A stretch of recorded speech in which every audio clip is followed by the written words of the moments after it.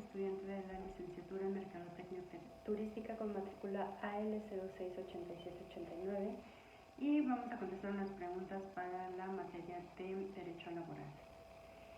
La primera pregunta es, ¿cuál es el fundamento jurídico del sindicato y cómo lo define la Ley Federal de Trabajo? Bueno, en el artículo 365 de la Ley Federal de Trabajo 2019 se define al sindicato como la asociación de trabajadores o patrones con la intención de mejorar y defender los derechos. Es un derecho fundamental para que los trabajadores puedan defender sus intereses comunes y se puedan manifestar de forma individual y colectiva, lo que garantiza la tarea necesaria para la constitución de sindicatos. ¿Cuáles son los requisitos legales que se deben atender para la constitución de un sindicato? Bueno, para conformar un sindicato de manera jurídica y legal, tiene que pasar por un proceso de constitución y registro que lo regula los artículos 364 y 365 de la Ley Federal de Trabajo. Para poder constituirlo se requiere un número de 20 trabajadores activos, es decir, que se encuentren laborando al momento de formar el sindicato. Se debe realizar por escrito un acta de asamblea, la cual deberá estar compuesta por los integrantes de dichos sindicatos. En esta asamblea se deberá poner reglas internas de operación, elegir un nombre para el sindicato y elegir una directiva que será quien encabezará y administrará el sindicato. Una vez que esté constituido, se registrará el sindicato ante la Secretaría del Trabajo y Prevención Social.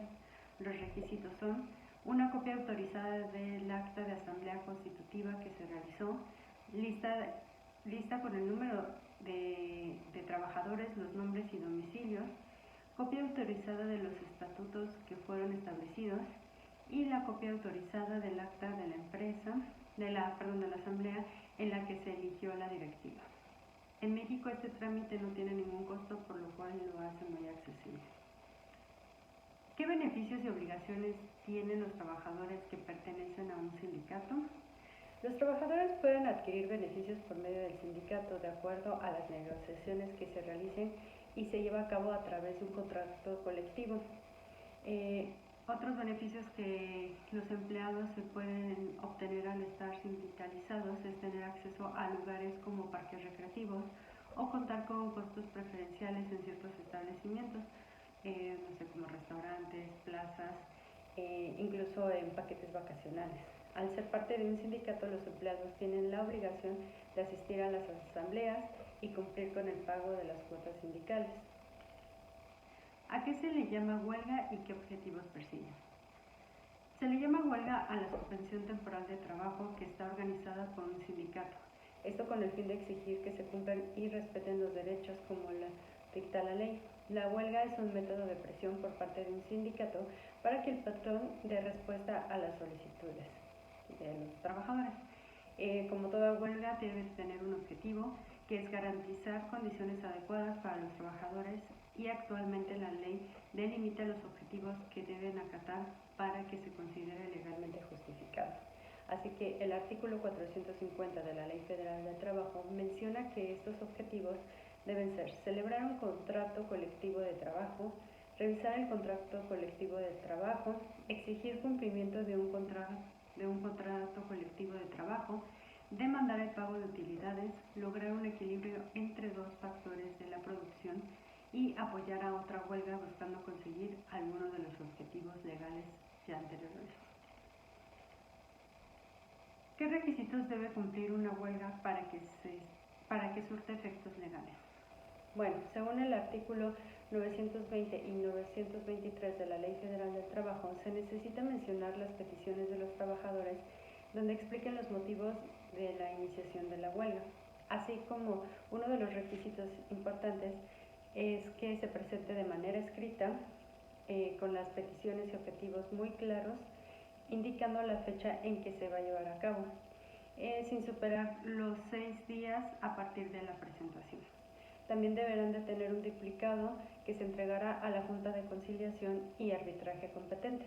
Los requisitos es que la mayoría de más del 50% de los trabajadores esté de acuerdo con esta huelga, y otro requisito sería que se deben de mencionar los objetivos para estipular la base y fondo de esta. Para solicitar al patrón una respuesta a la petición de una respuesta inmediata a no mayor de 48 horas, se deberá cumplir con todos los requisitos estipulados en el artículo 920 de la Ley Federal del Trabajo.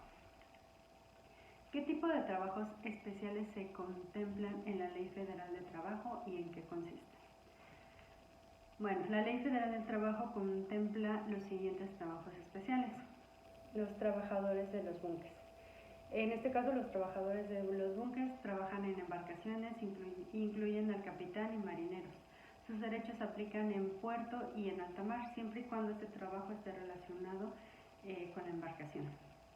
En el artículo 189 de la Ley Federal de Trabajo menciona que todo trabajador de un buque mexicano debe reunir los siguientes requisitos: ser mexicano por nacimiento, nunca adquirir otra nacionalidad y gozar de sus derechos civiles políticos.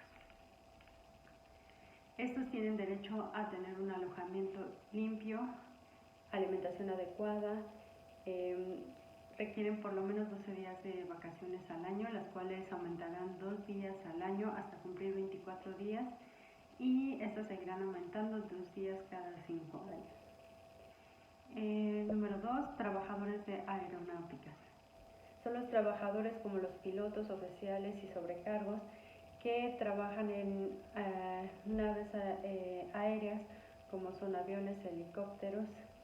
Y bueno, aquí dice que el artículo 216 de la Ley Federal de Trabajo menciona que todo trabajador debe ser de nacimiento mexicano, nunca adquirir otra nacionalidad y gozar de sus derechos civiles y políticos. Las horas de vuelo para cualquier tripulante no deben rebasar las 90 horas por mes.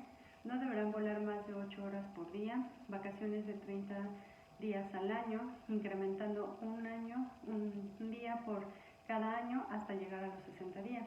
El patrón debe proporcionarles alimentos y hospedaje dignos cuando sus descansos sean fuera de su lugar de residencia. Número 3, deportistas profesionales. Son personas dedicadas a practicar algún deporte y que firman algún contrato de trabajo con algún club o empresa, y que estos se representan a nivel profesional. En el artículo 296 y 297 de la Ley Federal de Trabajo establece que ningún jugador deportivo puede ser transferido sin su consentimiento. Y bueno, toda empresa dedicada al deporte deberá tener servicios médicos de alta calidad y deberán exigir al deportista rebasar sus límites físicos si estos se ponen en peligro salud o la vida. El número 4, actores y músicos. Son intérpretes de papeles escénicos, canciones que realizan doblaje, locución o actos de entretenimiento. Y bueno, estos se llevan a cabo en teatros, cines, centros nocturnos, circos, radio, televisión. Y aquí el patrón deberá proporcionar camerinos cómodos y limpios. Los artistas pueden generar ingresos superiores a los establecidos basados en su imagen, voz o publicidad. Número 5, trabajadores del hogar. En el artículo 331 de la Ley Federal del Trabajo describe a los trabajadores del hogar como las personas que de manera remunerada realizan actividades de cuidado, aseo o asistencia al hogar conforme al marco de una relación laboral que no aporta al empleador un beneficio económico directo. Los trabajadores del hogar cuentan con los siguientes derechos: gozar de las mismas prestaciones que la ley contempla para cualquier otro trabajador, es decir, vacaciones, el día de descanso semanal, prima vacacional, aguinaldo, seguro social y el pago de horas extras. Número 6, trabajadores de restaurantes, bares y hoteles. Estos trabajadores de este sector son considerados en este apartado por lo siguiente: reciben propinas que deben ser consideradas como parte de su salario, lo cual será base para el resto de sus prestaciones. Para ello puede realizarse por medio de las propinas obtenidas cada mes. Las propinas son solo para empleados, el patrón no obtiene ningún tipo de comisión de ellas. El patrón debe proporcionar alimentación saludable. Los trabajadores de este sector están obligados a atender con esmero y cortesía a la clientela del establecimiento. Y por último, ¿cuáles son las autoridades laborales que existen en México y de qué se encarga cada una? Número 1, juntas de conciliación y arbitraje. Estas son las autoridades impartir justicia en las relaciones laborales por medio de la paz social y armonía. Garantiza la seguridad jurídica, la transparencia y certeza en la resolución de conflictos laborales. Número 2, Procuraduría Federal de la Defensa del Trabajador.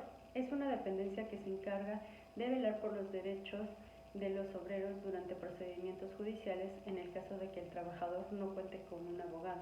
En este caso se le brindaría una asesoría integral. Número 3, Secretaría del Trabajo y Prevención Social. Es una institución de carácter administrativo, vigilante y sancionador, que se encarga de las actividades administrativas en materia laboral. Su fin es fomentar empleos con condiciones adecuadas y sancionar cuando éstas no se cumplen. Y por último, número 4, Tribunal Federal de Conciliación y Arbitraje. Este tribunal funciona similar al Poder Judicial, en el cual se encarga de administrar la justicia en distintas materias. Aquí imparte justicia en materia laboral respecto a los servidores públicos. Está conformado por un presidente y 24 magistrados, quienes a su vez están distribuidos en 8 salas.